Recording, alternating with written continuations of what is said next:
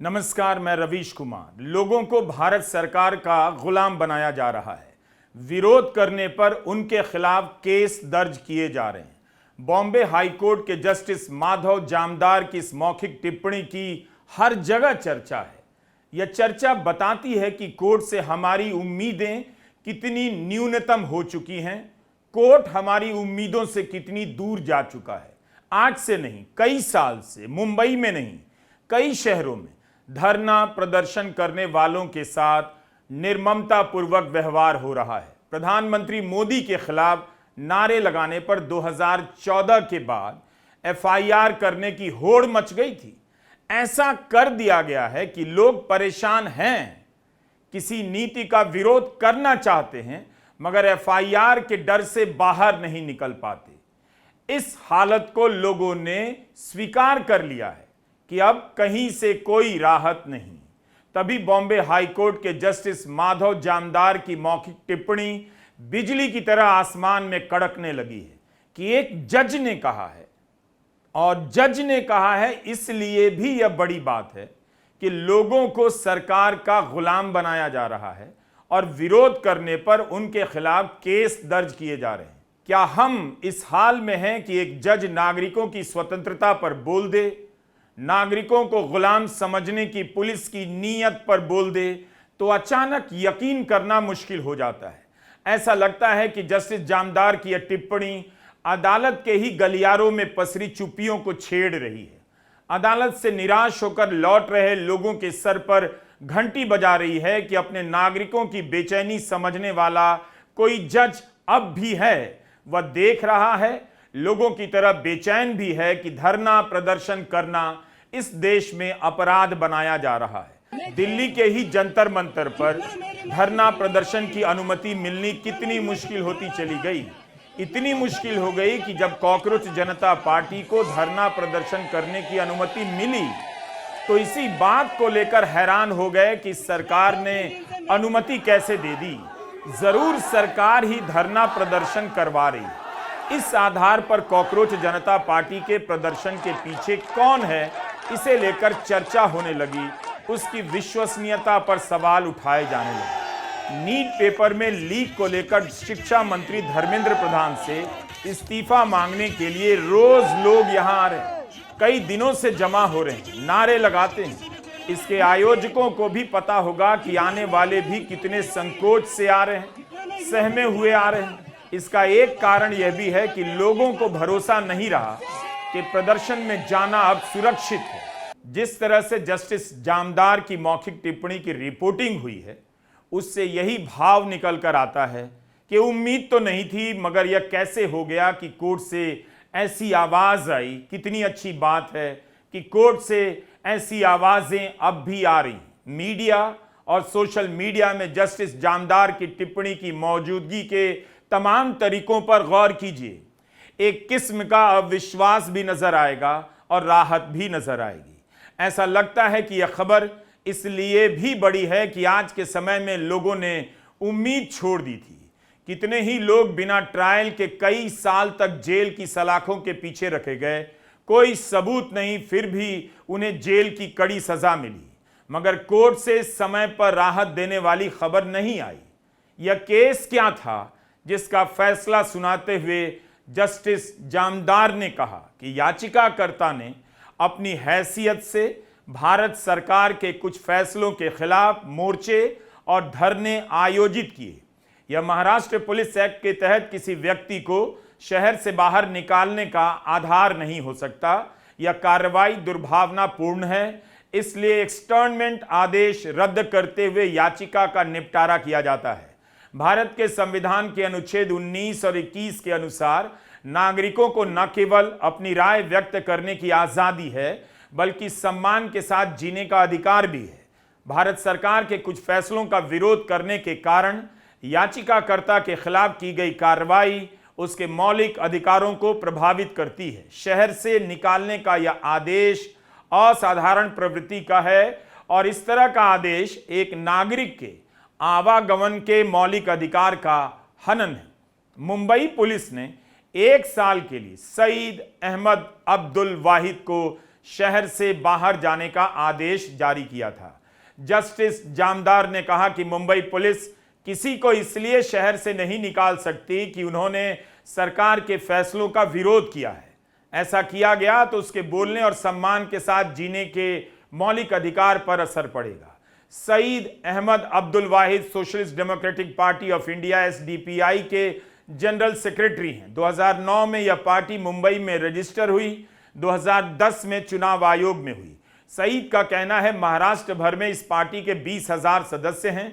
2024 के लोकसभा चुनाव में साउथ सेंट्रल मुंबई से वो चुनाव लड़े, जिसमें उन्हें 1200 वोट मिले। आमतौर पर सामाजिक और सरकार की नीतियों के विरोध में धरना प्रदर्शन करते रहते हैं।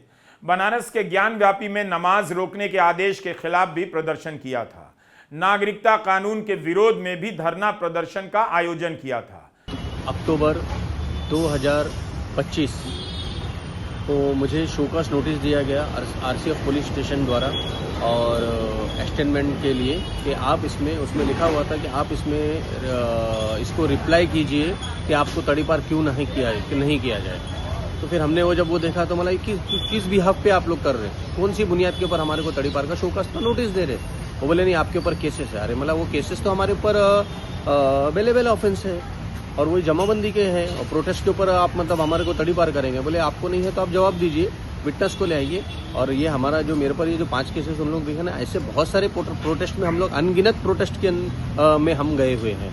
ऐसे सोशल मीडिया में देखेंगे तो मैं बहुत सारे प्रोटेस्ट में हूँ, लेकिन कुछ लोगों का ये 5 केस को लेके जो बेलेबल ऑफेंस है, डिपार्टमेंट आज हमको उसके बिहाफ के ऊपर हमको तड़ीपार कर रहा है। तो हमने बहुत सारी बात की, लेकिन उन्होंने हमारी कोई भी बात नहीं सुनी। नहीं, आपको ये शोकॉज नोटिस लेना पड़ेगा और आप नहीं लेंगे तो हम वैसे भी आपको हफ्ते भर में आपको तड़ीपार करेंगे। ठीक है, फिर मैंने बोला कोई बात नहीं। फिर उन्होंने विटनेस के बारे में बोला, हमने विटनेस लेके आए, विटनेस को हमने खड़ा किया। वो जितने भी विटनेस थे, हम 4 जन को शोकॉज नोटिस मिला तो हम चारों के उन्होंने कोई खिलाफ बात नहीं की, हमारे सहयोग में बात की। हमको बोले ये समाज के अंदर बहुत अच्छा काम करते हैं, सामाजिक काम भी करते हैं। कभी कभी सरकार की गलत नीति के ऊपर आवाज़ उठाते हैं और आवाज़ उठाना इनका एक संवैधानिक अधिकार है। वो हिसाब से उन्होंने हमारे लिए विटनेस बने। फिर उसके बाद में थोड़े दिन के बाद में जब हमारा विटनेस का प्रोसीजर खत्म हुआ तो उसके बाद में उन लोगों ने डीसीपी ऑफिस के अंदर हमारे को बुलाया कि आप अपना एडवोकेट को लेके आइए। हमने हमारे एडवोकेट को लेके रिप्लाई दिया, रिप्लाई फाइल किया। 2 बार उन्हें हमारी हियरिंग सुनी। बाद में कुछ दिन के बाद में हमारे को डायरेक्ट ऑर्डर कॉपी आता है कि आप मुंबई, नवी मुंबई, पनवेल के अंदर नहीं रह सकते, आप मुमरा थाना किधर भी रह सकते हैं। ये आपको तड़ीपार किया जाता है, आप यहाँ पे नहीं रह सकते। तो ठीक है, फिर भी मैंने यही सोचा कि अगर तड़ीपार मिला है प्रशासन से, अगर नहीं मिल सकता तो मुझे ये पूरा यकीन था कि एक दिन मुझे हाई कोर्ट से न्याय मिलेगा और मुझे न्याय मिला। इससे मुझे बहुत खुशी है और मुझे इस बात का गर्व है कि संविधान ही हमारी सबसे बड़ी ताकत है, डेमोक्रेसी ही हमारी ताकत है। ये जीत जो है कोर्ट की जीत है, न्यायालय की जीत है। जो भी धरना प्रदर्शन करता है इस देश में या कहीं भी, खुद को व्यवस्था के सामने उजागर भी करता है, पेश करता है। क्या ऐसे व्यक्ति को शहर से 1 साल के लिए निकाला जा सकता है? किसी एक को चुनकर निकालना ही है तो शहर में धरना प्रदर्शन बंद कर दीजिए, मगर ये काम नहीं कर सकते क्योंकि कागज पर दिखाना है दुनिया को और लोगों को कि भारत में लोकतंत्र है। इसीलिए इस तरह के सक्रिय नागरिकों को व्यक्तिगत स्तर पर निशाना बनाया जाता है ताकि सामान्य नागरिक धरना प्रदर्शन में आना बंद कर दें। मुंबई पुलिस ने भारत सरकार की नीतियों के खिलाफ विरोध प्रदर्शन करने के लिए 5 एफआईआर कर दिए। इनमें से एक एफआईआर चेंबूर के मुकुंद नगर में रेलवे के सीमेंट गोदाम हटाने को लेकर था। सईद का कहना है कि इसके कारण प्रदूषण हो रहा था, लोगों को टीबी, अस्थमा, लंग कैंसर हो रहा था। नगरपालिका, रेलवे और प्रदूषण बोर्ड को लिखित आवेदन दिया, शिकायत की, कुछ नहीं हुआ तो प्रदर्शन करना पड़ा। सईद के खिलाफ एफआईआर हो गई। बॉम्बे हाईकोर्ट के सिंगल जज जस्टिस जामदार ने जानना चाहा कि किस आधार पर यह सब किया गया। उन्होंने कहा कि यह क्या है, सभी नागरिकों को भारत सरकार का गुलाम बनाया जा रहा है, वे विरोध प्रदर्शन नहीं कर सकते, आंदोलन नहीं कर सकते, यह सब क्या है? अब इतने सारे पेपर लीक हो गए, अगर लोग विरोध करते हैं तो आप केस दर्ज कर देंगे, यह क्या है? विरोध करना नागरिकों का अधिकार है। याचिकाकर्ता ने बस बीजेपी सरकार मुर्दाबाद, अमित शाह मुर्दाबाद जैसे नारे लगाए हैं। नागरिक ऐसे नारे क्यों नहीं लगा सकते? ऐसे नारों के लिए एक्सटर्नमेंट ऑर्डर क्यों? लाइव लॉ ने इसी तरह रिपोर्ट किया है, उसी से हमने यह हिस्सा प्रस्तुत किया है। किसी भी लोकतांत्रिक मिजाज के इंसान को इस माहौल में घुटन महसूस होती होगी। हर आदमी नोट कर रहा है कि चीजें हद से पार जा रही हैं। अमित शाह मुर्दाबाद या बीजेपी सरकार मुर्दाबाद, क्या ऐसे नारे हैं कि नारे लगाने वाले के खिलाफ एफआईआर हो जाए, शहर से 1 साल के लिए निकाल दिया जाए? इस मामले को देखकर किसी भी जज का सब्र जवाब दे ही जाएगा। जस्टिस जामदार ने मौखिक रूप से यह चेतावनी भी दी कि पुलिस मुख्यमंत्री या प्रधानमंत्री की नौकर नहीं है, लोक सेवक है। मैं आपके अधिकारियों पर भारी जुर्माना लगाने जा रहा हूं। इसी के साथ कोर्ट ने deputy commissioner of police, divisional commissioner के आदेशों को रद्द कर दिया। अपने फैसले में जस्टिस जामदार ने गुजरात हाईकोर्ट के केस का हवाला दिया है। यह केस मोहम्मद कलीम तौफिक अहमद सिद्दीकी बनाम गुजरात राज्य कहलाता है। इस मामले में याचिकाकर्ता के खिलाफ एक आदेश जारी हुआ। सरकार की किसी नीति के खिलाफ प्रदर्शन करने के आरोप में उसे शहर से बाहर निकाल दिया गया। उस मामले में गुजरात हाईकोर्ट ने आदेश को रद्द कर दिया और कहा कि किसी नागरिक को सिर्फ इसलिए शहर से नहीं निकाला जा सकता क्योंकि वह सरकार के खिलाफ प्रदर्शन कर रहा है। सैयद चौधरी की तरफ से पेश वकील ने इस मामले का हवाला देते हुए दलील दी कि मुंबई पुलिस की कार्रवाई मैलाफाइड है, दुर्भावना से प्रेरित है। एक अन्य मामले का हवाला दिया गया। सुप्रीम कोर्ट में सुने गए Anuradha Bhasin versus union of India मामले को भी हाईकोर्ट ने संज्ञान में लिया। इस फैसले में सुप्रीम कोर्ट ने कोड ऑफ क्रिमिनल प्रोसीजर 1973 के सेक्शन 144 के संदर्भ में कहा कि इसके आधार पर नागरिकों के विचारों की वैध अभिव्यक्ति या लोकतांत्रिक अधिकारों पर अंकुश नहीं लगाया जा सकता है। इन 2 फैसलों के आधार पर जस्टिस जामदार ने सैयद चौधरी की वकील की यह दलील मान ली कि पुलिस की कार्रवाई दुर्भावना से प्रेरित थी। कहा कि उनकी इस दलील में वजन तो है। एक और फैसला है जस्टिस जामदार के फैसले से जाकर जुड़ता है। राघव चड्ढा का केस। दिल्ली हाईकोर्ट के जस्टिस सुब्रमण्यम प्रसाद ने अभिव्यक्ति की आजादी के अधिकार की रक्षा करते हुए कहा है, राजनेताओं को राजनीतिक व्यंग्य सहन करना होगा और राजनीतिक फैसलों, गठबंधनों या नीतियों पर की गई हास्यपूर्ण आलोचना को स्वतः मानहानि नहीं माना जा सकता। अदालत ने कहा कि सार्वजनिक जीवन में रहने वाले नेताओं को सत्ता के साथ साथ आलोचना और व्यंग्य का भी सामना करना पड़ता है। राज्यसभा सांसद राघव चड्ढा ने जब दल बदल किया और बीजेपी में चले गए तो उनके खिलाफ सोशल मीडिया में बहुत सारी बातें कही गईं, हंसी मजाक भी हुए। दिल्ली हाईकोर्ट ने माना कि अश्लील, अभद्र और स्पष्ट रूप से आपत्तिजनक सामग्री अभिव्यक्ति की स्वतंत्रता के दायरे में नहीं आती और इस आधार पर ऐसी 5 सोशल मीडिया पोस्ट हटाने के आदेश भी दिए। लेकिन यह भी कहा कि राजनीति में गठबंधन बदलने, नीतियों और शासन पर व्यंग्य करना लोकतांत्रिक व्यवस्था का हिस्सा है। किसी भी राजनीतिक दल के नेता के फैसले आलोचना को आमंत्रित करते हैं और कई बार यह आलोचना व्यंग्य के रूप में भी सामने आती है। केवल इस आधार पर कि किसी नेता की आलोचना की गई है उसे मान हानिकारक नहीं माना जा सकता।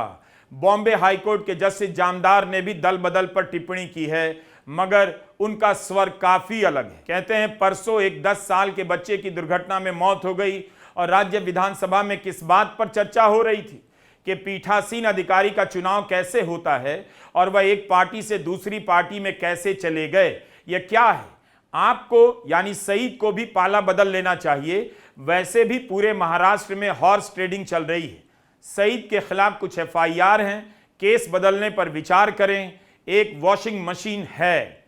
दिल्ली हाईकोर्ट के इस फैसले को और बॉम्बे हाईकोर्ट के जस्टिस जामदार की मौखिक टिप्पणी को आप मिलाकर देखिए तो सब कुछ अभी खत्म नहीं हुआ है। कोई है जो अति को नोट कर रहा है, पहचान रहा है। कोई है जो अति को अब रोकना चाहता है। लेकिन सवाल है कि फिर ऐसा क्यों हुआ कि भीमा कोरेगांव में ठोस सबूत नहीं होने के बाद भी कई लोगों को कई साल तक जेल में रहना पड़ा और जमानत मिलने में कई साल लग गए। उमर खालिद, शर्जिल इमाम की बेल के केस में ऐसी आवाज कब सुनाई देगी? जब आप इस तरह के केस को देखते हैं तब लगता है कि लोकतंत्र किस्तों में बचे रहने का सबूत दे रहा है, मगर थोक में बचे होने की गारंटी नहीं दे पा रहा है। नमस्कार, मैं रवीश कुमार।